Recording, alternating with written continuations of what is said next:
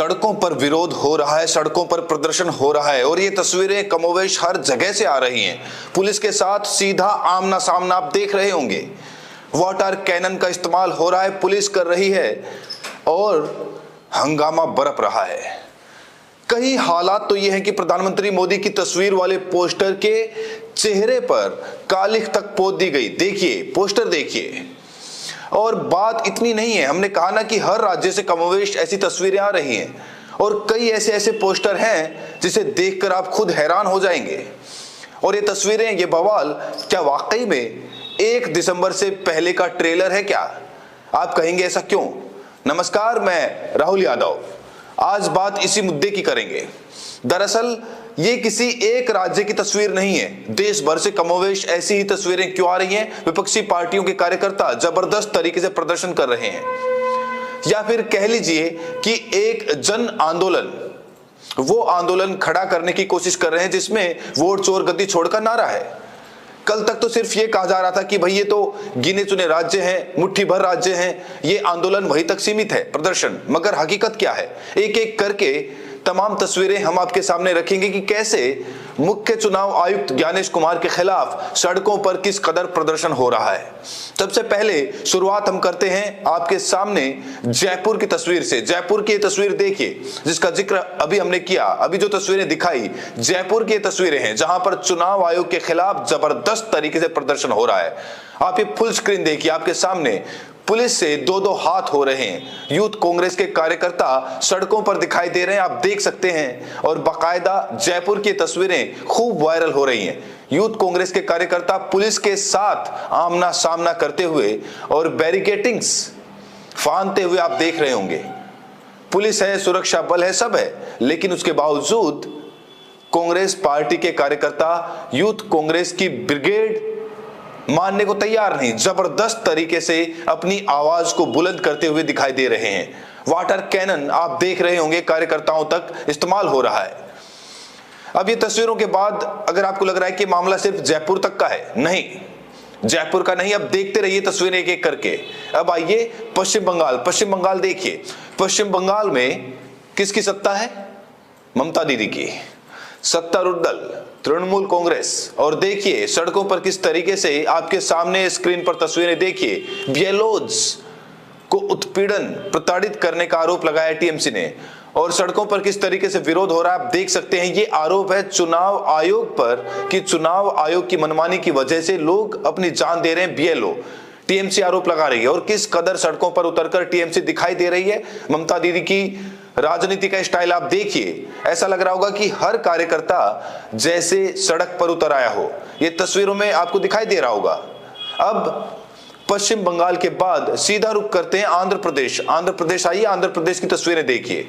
आंध्र प्रदेश की तस्वीरें बहुत दिलचस्प है क्योंकि राहुल गांधी का जो नारा है वोट चोर गद्दी छोड़ वाला, हर जगह पोस्टर लगाए जा रहे हैं। देखिए आपकी स्क्रीन पर पोस्टर लगाए जा रहे हैं। आंध्र प्रदेश जहां पर बीजेपी के सबसे बड़े सहयोगी चंद्रबाबू नायडू की सरकार है, नायडू जी की सरकार, और वहां पर सड़क पर ये आलम राहुल गांधी और उनके समर्थन में पोस्टर।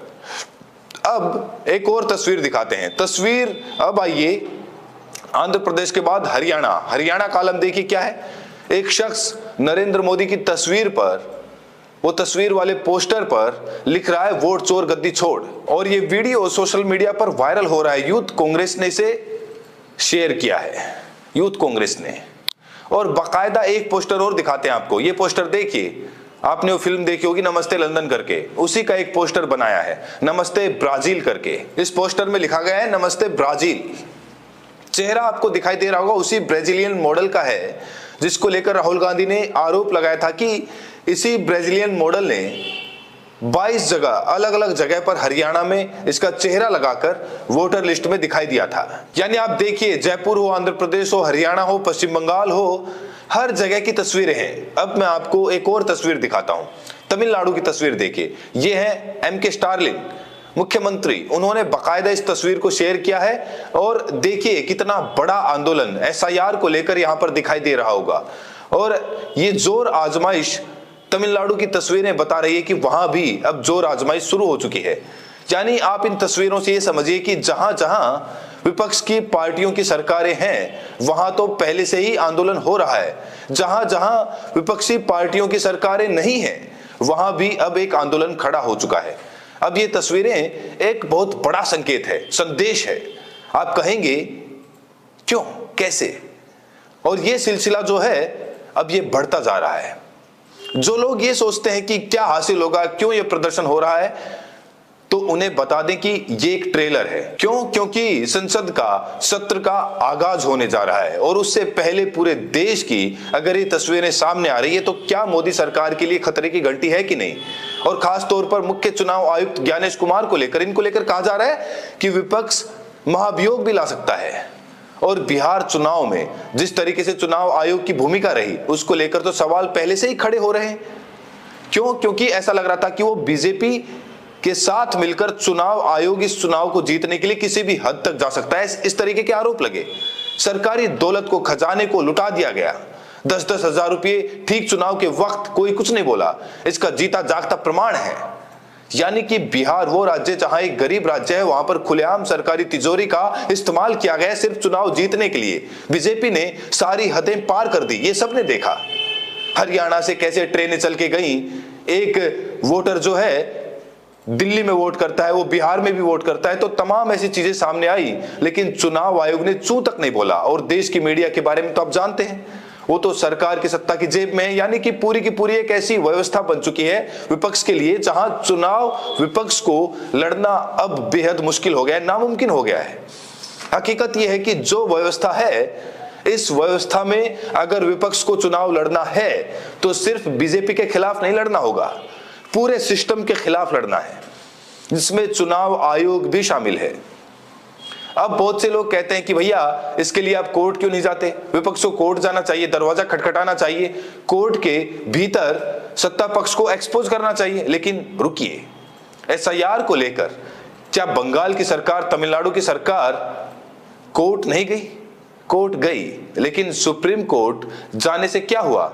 सुप्रीम कोर्ट में तो बिहार के एसआईआर का मामला याद करिए, बिहार के एसआईआर का मामला अभी सुप्रीम कोर्ट में चल रहा है और वहां बिहार में चुनाव निपट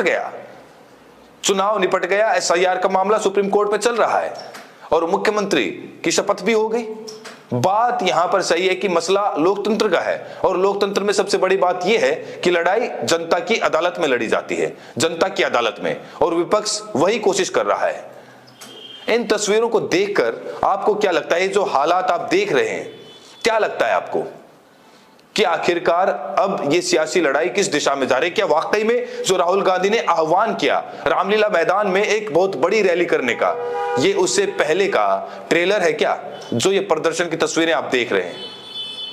यानी बात बहुत आगे तक बढ़ चुकी है, पूरे देश की ये तस्वीर है जो आपको देश की होनहार मीडिया नहीं दिखाएगी। इस मुद्दे को लेकर आपकी क्या राय है? प्रतिक्रिया जरूर दें और साथ में ये भी बताएं कि आप ये वीडियो देश के किस कोने से देख रहे हैं। बहुत बहुत शुक्रिया।